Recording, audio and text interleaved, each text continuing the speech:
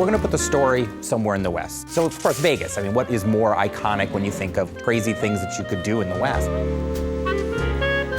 I think that was really the inspiration for the story in a lot of ways, was looking back at the history of Vegas. We really think of it as a side story. In a lot of ways, we're revisiting stuff from the original 2 games, but it stands on its own.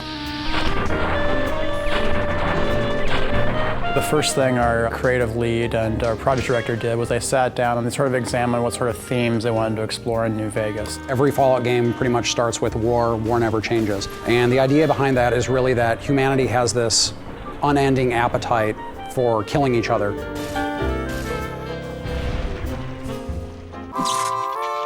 Fallout New Vegas is a post-apocalyptic role-playing game. It's set a couple of hundred years after a cataclysmic nuclear war between the US and China, and it takes place at a time when the city of New Vegas is actually being rebuilt. Fallout 3 starts with you being born, and you're a baby, and you go through your young adulthood until you leave the vault.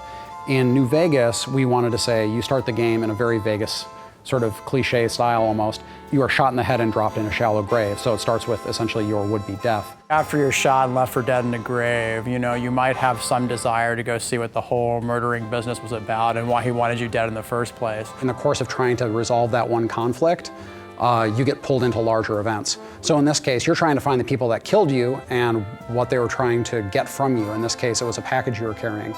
So, of course, as you go around, you find out that what you were carrying is centrally tied into this major conflict in the area between New California Republic and Caesar's Legion and Mr. House, who's the guy that sort of runs the strip in New Vegas.